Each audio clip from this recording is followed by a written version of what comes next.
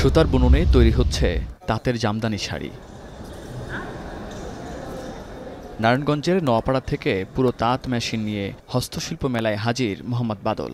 মেলায় বিক্রি মূল উদ্দেশ্য না হলেও এসেছেন ক্রেতাদের আস্থা অর্জনে। দেখাতে চান তাঁতের শাড়ি কিভাবে তৈরি হয়। এটা ওই যে দেখানোর জন্য, তারপরে জামদানি শাড়িগুলি যে এটার মিশিংটা সপ্তাহ তো খুঁজা হইতেছে না, বেনের কেমনে কাজ করে, কেমনে কি নাকি এটা মিশিংয়ের তৈরি নাকি হাতে, তো আমরা তো সরাসরি হাতে দেখাই দিলাম হাতের কাজ বাদ এটা হইতো না। এটা মধ্যে একটা সুতা করে বয়াইছি, একটা সুতা করে সময় লাগছে না। 15টা তাঁত আছে, 15টা তাঁতের মধ্যে আমার 30 জন লোক, 30 জন লোকের মাসে কোনো তাঁতিরে বেতন দেয় 20,000, কোন তাঁতিরে বেতন দেয় 16,000, কোন তাঁতিরে বেতন দেয় 25,000 প্রোডাকশনের রূপে। সুই সুতোয় মনোযোগ দিয়ে ফুল বানাচ্ছেন মরিয়ম নার্গিস।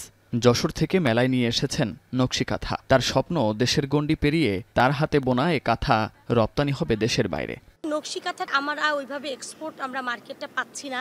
আমরা বিভিন্ন ইন্টারন্যাশনাল, ডোমেস্টিক এবং ইন্টারন্যাশনাল মার্কেটে যে আমাদের হচ্ছে মেলাটা হয়, সেই মেলায় আমরা অ্যাটেন্ড করি। ওখানে হয়তো আমাদের 27 কেজি 30 কেজি এরকম মাল নেওয়া যায়, তো সেটা নিয়েই আমরা বিক্রি করি। কিন্তু আমরা প্রচুর রেসপন্স পাই বা সাড়া পাই বাইরে এবং দেশের বাইরে, তো সেটা না আমরা আসলে সেই প্রোডাক্টটা আমরা তখন দিতে পারি না। শুধু নকশি কাঁথা কিংবা তাঁতের শাড়ি নয়, মেলায় সরাসরি তৈরি হচ্ছে পাট, গোলপাতা, বেতের তৈরি নানা পণ্য।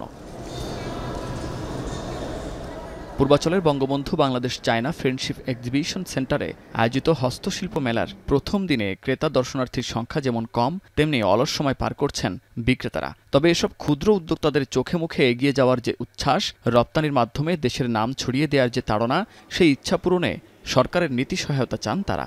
সরাসরি রপ্তানির জন্য আমরা অনেক রিকোয়েস্ট করতেছি, বায়ার তো আমাদের লাগবে। আমরা বিভিন্ন জায়গায় জাস্ট এই এপিবির মাধ্যমে বা বিসিকের মাধ্যমে মেলা করে আমরা সেল করি, সামান্য অর্ডার পাই, সেটা লোকাল।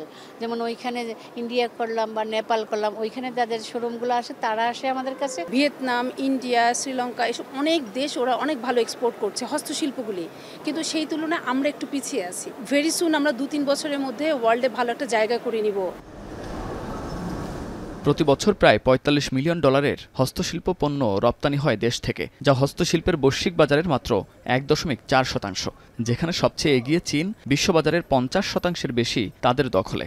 দ্বিতীয় স্থানে রয়েছে ভিয়েতনাম, তাদের হিস্সা 11.3%। আর পার্শ্ববর্তী ভারত নিয়ন্ত্রণ করে বিশ্ববাজারের 2.2%। হস্তশিল্প রপ্তানির মাধ্যমে বৈশ্বিক অংশগ্রহণ বাড়াতে হস্তশিল্পকে ব্র্যান্ডিং করে ন্যায্য দাম আদায়ে উন্নত প্রযুক্তির ব্যবহার ও প্রশিক্ষণে জোর দেওয়ার তাগিদ দিয়েছে বাণিজ্য মন্ত্রণালয়।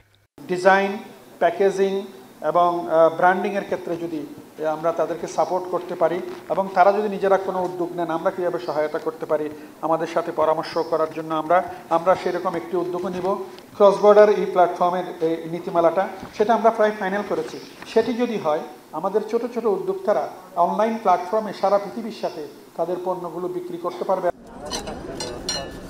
মেলায় দর্শনার্থীদের বিনামূল্যে প্রবেশের পাশাপাশি রয়েছে কুড়িল বিশ্ব রোড থেকে বিশেষ বাস সেবা। 5 দিনের এ মেলা চলবে সকাল 10টা থেকে সন্ধ্যা 6টা পর্যন্ত। মুন্নাফ রশিদ, এখন, ঢাকা। ওয়ালটন ফ্রিজ কিনে অনেকের মতো আপনিও হয়ে যেতে পারেন মিলেনিয়াল। সেরা পণ্যের সেরা অফার।